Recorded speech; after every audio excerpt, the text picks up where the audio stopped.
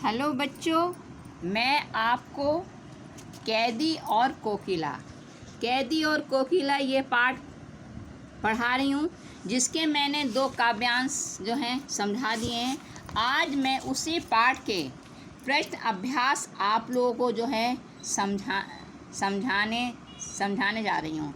इसमें जो है आपको सिर्फ प्रश्न तो बहुत सारे दिए गए हैं, सिर्फ आपको पहला प्रश्न कराऊंगी, पहला, दूसरा, तीसरा, उसके बाद 7वां और 9वां प्रश्न। मैं आपको सिर्फ इस अभ्यास के 5 प्रश्न ही करवाऊंगी, पहला, दूसरा, तीसरा और 7वां और 9वां।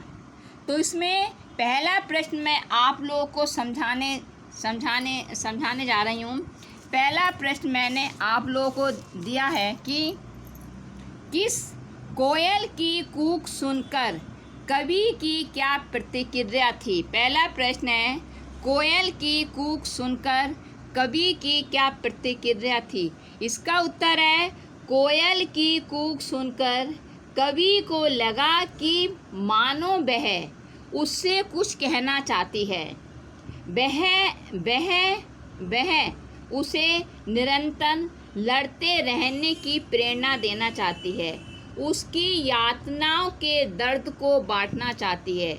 उसे लगता है कि कोयल कवि के कष्टों को देखकर आंसू बहा रही है और चुपचाप अंधेरे को भेद कर विद्रोह की चेतना जगा रही है।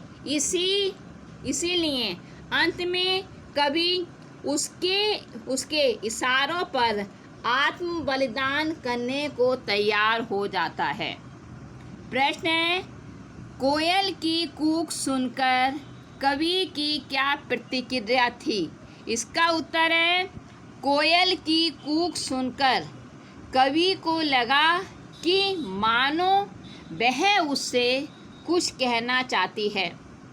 वह उसे निरंतर लड़ते रहने की प्रेरणा देना चाहती है, उसकी यातनाओं के दर्द को बांटना चाहती है। उसे लगता है कि कोकिल कवि के कष्टों को देखकर आंसू बहा रही है और चुपचाप अंधेरे को भेद कर विद्रोह की चेतना जगा रही है। इसीलिए अंत में कवि उसके इशारों पर आत्म बलिदान करने को तैयार हो जाता है। तो आ गया बच्चों, मैंने 2 बार इस प्रश्न को बोला है कि कोयल की कूक सुनकर आपको ये बताना है कि कोयल की आवाज़ को सुनकर कवि के अंदर क्या प्रतिक्रिया, यानी उसके मन में क्या क्या भावनाएं जागती हैं। तो कोयल की कूक सुनकर कवि को लगा कि वह उससे कुछ कहना चाहती है, उसे निरंतर लड़ते रहने की प्रेरणा देना चाहती है, उसकी यातनाओं के दर्द को बांटना चाहती है। उसे लगता है कि कोयल कवि के कष्टों को देखकर आंसू बहा रही है और चुपचाप अंधेरे को भेद कर विद्रोह की चेतना जगा रही है। इसीलिए अंत में कवि उसके इशारों पर आत्म बलिदान करने को तैयार हो जाता है। तो आ गया बच्चों ये पहला प्रश्न समझ में। दूसरा प्रश्न है, कवि ने कोकिल के बोलने के किन कारणों की संभावना की है। दूसरा प्रश्न है, कवि ने कोकिल के बोलने के किन कारणों की संभावना की है। यानी कि इसका उत्तर है, कवि ने कोकिल के बोलने के पीछे अनेक संभावनाएं व्यक्त की हैं।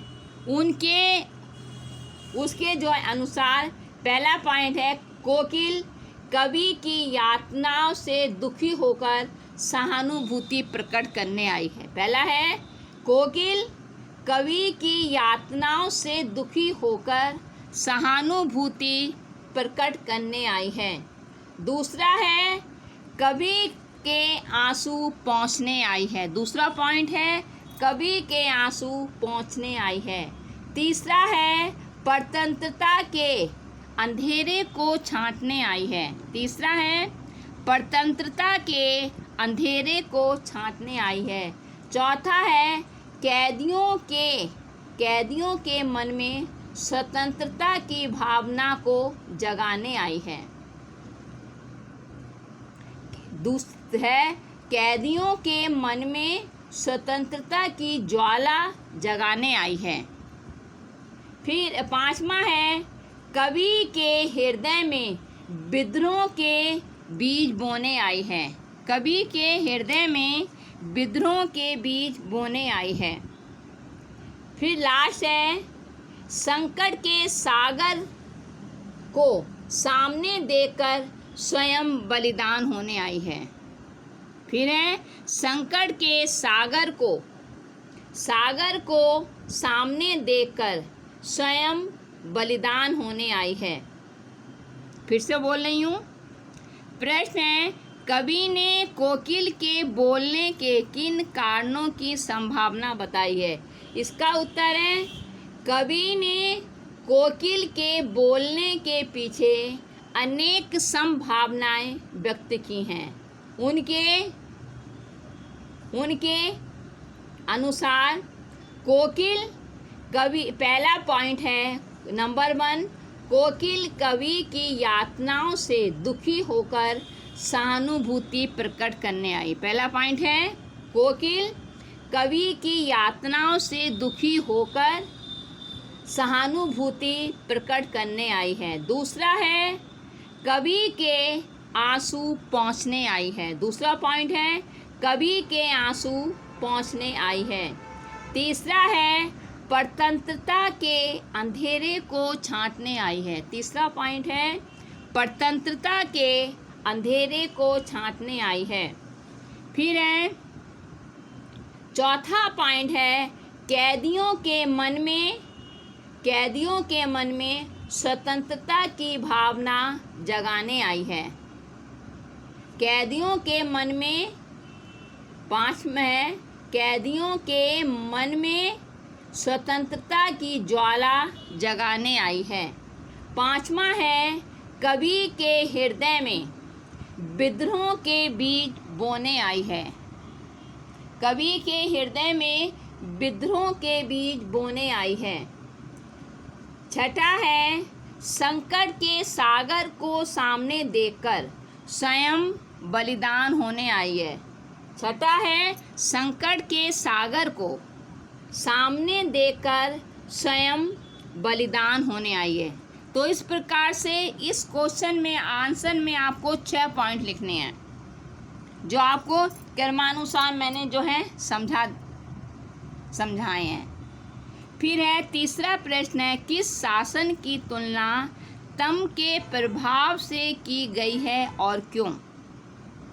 तीसरा प्रश्न है किस शासन की तुलना तम के प्रभाव से की गई है और क्यों। इसका उत्तर है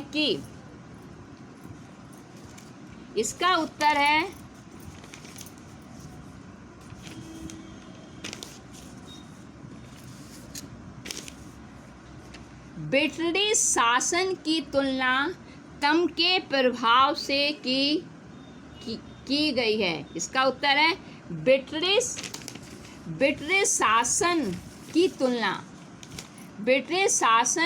तुलना तम के प्रभाव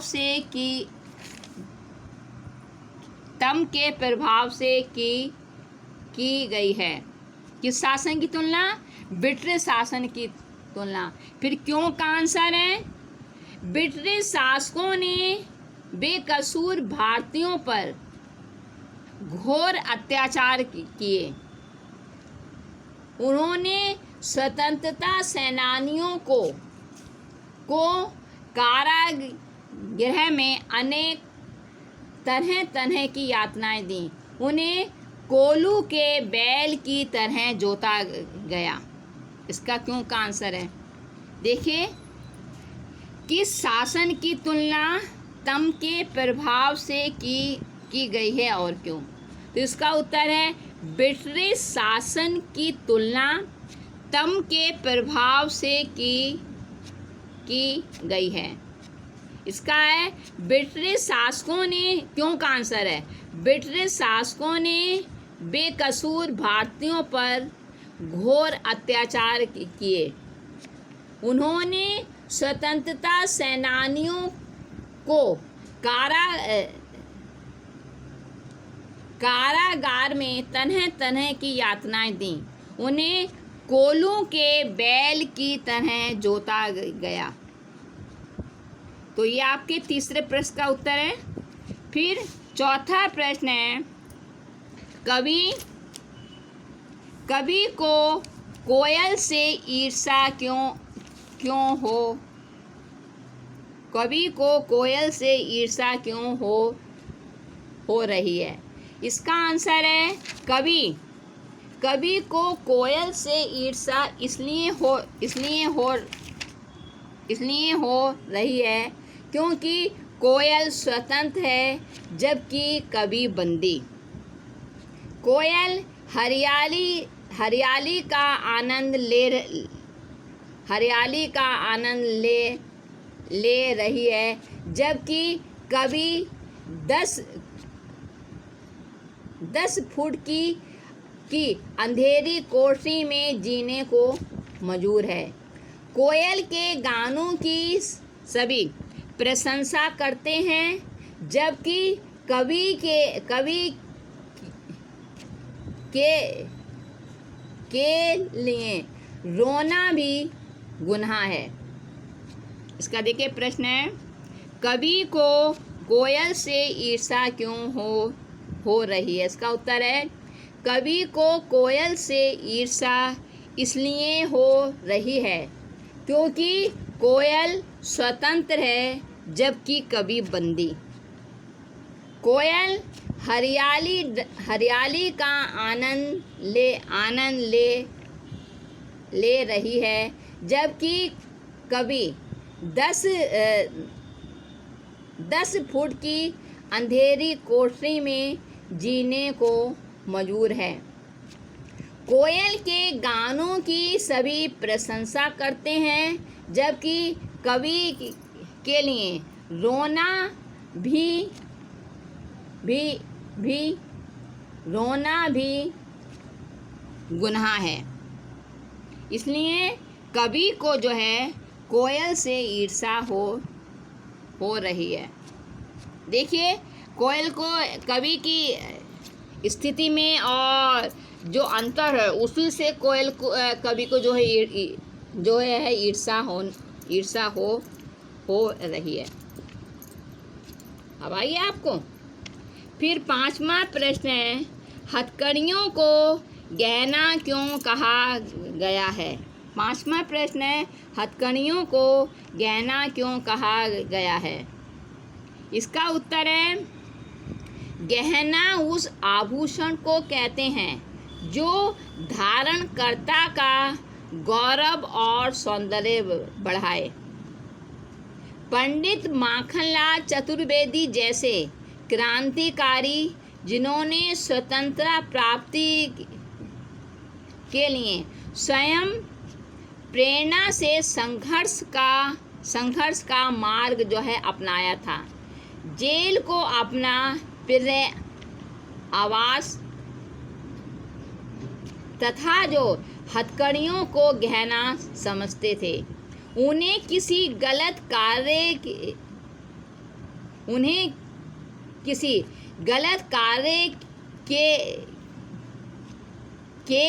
के लिए हथकड़ियाँ नहीं पहननी पड़ी।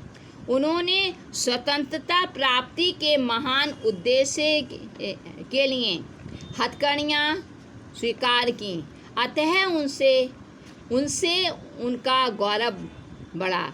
समाज ने उन्हें हथकड़ियों के लिए सम्मान दिया। सम्मान दिया, इसलिए उन्होंने हथकड़ियों को गहना कहा। फिर से बता रही हूँ, प्रश्न है हथकड़ियों को गहना क्यों कहा गया है? इसका आंसर है गहना उस आभूषण को कहते हैं जो धारण करता यानी पहनने वाले का गौरव और सौंदर्य बढ़ाए। पंडित माखनलाल चतुर्वेदी जैसे क्रांतिकारी जिन्होंने स्वतंत्रता प्राप्ति के लिए स्वयं प्रेरणा से संघर्ष का मार्ग जो है अपनाया था, जेल को अपना प्रिय आवास प्रिय आवास और हथकड़ियों को गहना समझते थे। उन्हें किसी गलत कार्य के लिए हथकड़ियाँ नहीं पहननी पड़ी। उन्होंने स्वतंत्रता प्राप्ति के महान उद्देश्य के लिए जो हथकड़ियाँ स्वीकार की, अतः उनसे उनका गौरव बढ़ा। समाज ने उन्हें हथकड़ियों के लिए सम्मान दिया, इसलिए हथकड़ियों को गहना कहा गया है। समझ में आ गया? देखिए, हथकड़ियों को गहना इसलिए कहा गया क्योंकि आभूषण, गहना उस आभूषण को कहते हैं जो कि पहनने वाले का गौरव और सौंदर्य बढ़ाए। पंडित माखनलाल चतुर्वेदी जैसे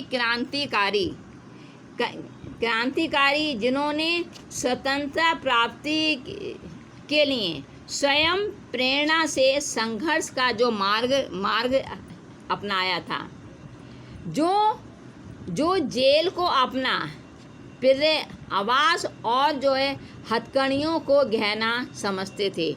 उन्हें किसी गलत कार्य के लिए हथकड़ियाँ नहीं पहननी पड़ी। उन्होंने स्वतंत्रता प्राप्ति के महान उद्देश्य के लिए हथकड़ियाँ स्वीकार की, इसलिए उनसे उनका गौरव बढ़ा। समाज ने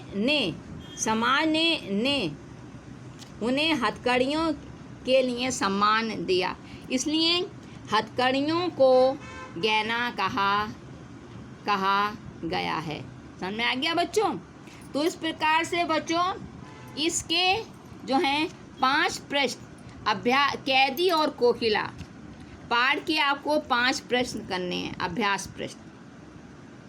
एक बार फिर से मैं उन प्रश्नों को जो समझा रही हूँ ध्यान से सुनिएगा और उसको लिखने हैं। पहला प्रश्न है, कोयल की कूक सुनकर कवि की क्या प्रतिक्रिया थी? इसका उत्तर है, कोयल की कूक सुनकर कवि को लगा कि मानो वह उससे कुछ कहना चाहती है। वह उसे निरंतर लड़ते रहने की प्रेरणा देना चाहती है, उसकी यातनाओं के दर्द को बांटना चाहती है। उसे लगता है कि कोकिल कवि के कष्टों को देखकर आंसू बहा रही है और चुपचाप अंधेरे को बेध कर विद्रोह की चेतना जगा रही है। इसीलिए अंत में कवि उसके इशारों पर आत्म बलिदान करने को तैयार हो जाता है। आगे समझे बच्चों? फिर से बोलती हूँ, कोयल की कूक सुनकर कवि की क्या प्रतिक्रिया थी? इसका उत्तर है, कोयल की कूक सुनकर कवि को लगा कि मानो वह उससे कुछ कहना चाहती है। वह उसे निरंतर लड़ते रहने की प्रेरणा देना चाहती है, उसकी यातनाओं के दर्द को बांटना चाहती है उसे लगता है कि कोकिल कवि के कष्टों को देखकर आंसू बहा रही है और चुपचाप अंधेरे को बेध कर विद्रोह की चेतना जगा रही है। इसलिए अंत में कवि उसके इशारों पर आत्म बलिदान करने को तैयार हो जाता है। इस प्रकार से बच्चों ये पहले प्रश्न का उत्तर मैंने आप लोग को समझा दिया। दूसरा प्रश्न है, कवि ने कोकिल के बोलने के किन कारणों की संभावना की है, यानी कि कोयल जो है किस किस कारण से बोल रही है। तो कवि ने, इसका उत्तर है कवि ने कोकिल के बोलने के पीछे अनेक संभावनाएं व्यक्त की हैं। उसके अनुसार पहला, ये बच्चों आपको आंसर पॉइंट वाइज लिखना है। पहला पॉइंट है, कोकिल कवि की यातनाओं से दुखी होकर सहानुभूति प्रकट करने आई है। पहला पॉइंट है, कोकिल कवि की यातनाओं से दुखी होकर सहानुभूति प्रकट करने आई है। दूसरा पॉइंट है, कवि के आंसू पहुँचने आई है। नंबर 2 है, कवि के आंसू पहुँचने आई है। तीसरा है, परतंत्रता के अंधेरे को छांटने आई है। तीसरा पॉइंट है, परतंत्रता के अंधेरे को छांटने आई है।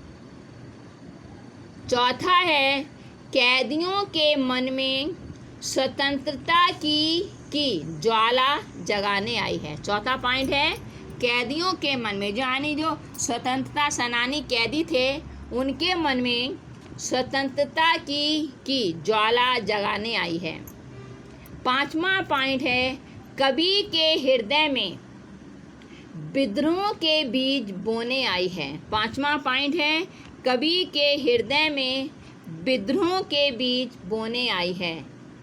छठा पॉइंट है, संकट के सागर को सामने देखकर स्वयं बलिदान होने आई है। छठा पॉइंट है, संकट के सागर को सामने देखकर स्वयं बलिदान होने आई है। फिर से इसका आंसर बोल रही हूँ। प्रश्न है, कवि ने कोकिल के बोलने के किन कारणों की संभावना बताई है। इसका उत्तर है, कवि ने कोकिल के बोलने के पीछे अनेक संभावनाएं व्यक्त की हैं। उसके जो है अनुसार पहला पॉइंट है, कोकिल कवि की यातनाओं से दुखी होकर सहानुभूति प्रकट करने आई है। दूसरा है, कवि के आंसू पहुँचने आई है। तीसरा है, परतंत्रता के अंधेरे को छांटने आई है। चौथा पॉइंट है कि कैदियों के मन में स्वतंत्रता की ज्वाला जगाने आई है। छठा है, कवि के हृदय में, चौथा पॉइंट है, कैदियों के मन में स्वतंत्रता की ज्वाला जगाने आई है। पांचवा है, कवि के हृदय में विद्रोह के बीज बोने आई है। छठा है, संकट के सागर को सामने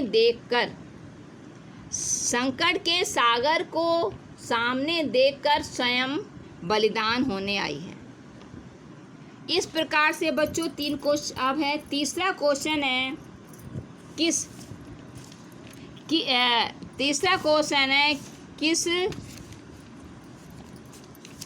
शासन की तुलना तम के प्रभाव से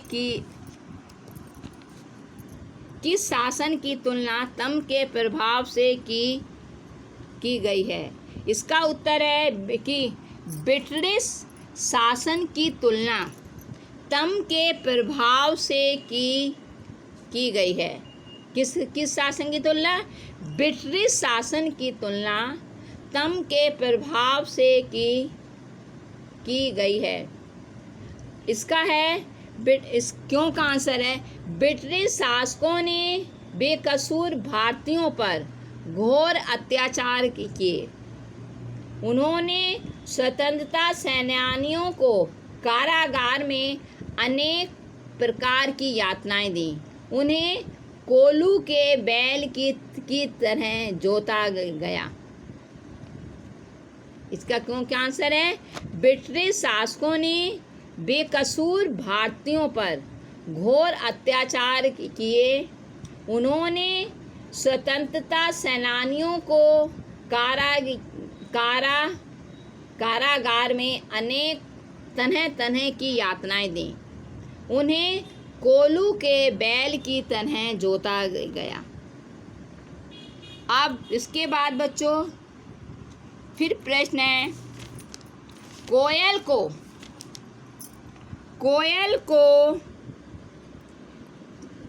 कवि को कोयल से ईर्ष्या क्यों हो रही है। चौथा प्रश्न है कवि को कोयल से ईर्ष्या क्यों हो रही है। इसका उत्तर है कवि को कोयल से ईर्ष्या इसलिए है क्योंकि कोयल स्वतंत्र है जबकि कवि बंदी। कोयल हरियाली का आनंद ले रही है जबकि कवि 10 फुट की अंधेरी कोठरी में जीने को मजबूर है। कोयल के गाने की सभी प्रशंसा करते हैं जबकि कवि के लिए रोना भी एक गुनाह ही है। फिर से बोल रही हूँ उसका आंसर। क्वेश्चन है कवि को कोयल से ईर्ष्या क्यों हो रही है। इसका उत्तर है कवि को कोयल से ईर्ष्या इसलिए है क्योंकि कोयल स्वतंत्र है जबकि कवि बंदी। कोयल हरियाली का आनंद ले रही है जबकि कवि 10 फुट की अंधेरी कोठरी में जीने को मजबूर है। कोयल के गाने की सभी प्रशंसा करते हैं जबकि कवि के लिए रोना भी एक गुनाह ही है। आया समझ आपके। अब 5वां प्रश्न है हथकड़ियों को गहना क्यों कहा गया है। 5वां प्रश्न है हथकड़ियों को गहना क्यों कहा गया है। इसका उत्तर है गहना उस आभूषण को कहते हैं जो धारणकर्ता का गौरव और सौंदर्य बढ़ाए। पंडित माखनलाल चतुर्वेदी जैसे क्रांतिकारी जिन्होंने स्वतंत्रता प्राप्ति के लिए स्वयं प्रेरणा से संघर्ष का मार्ग अपनाया था, जेल को अपना प्रिय आवास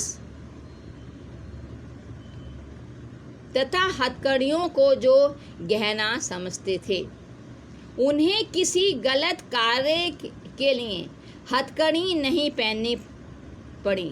उन्होंने स्वतंत्रता प्राप्ति के महान उद्देश्य के लिए हथकड़ियाँ स्वीकार की, अतः उनसे उनका गौरव बढ़ा।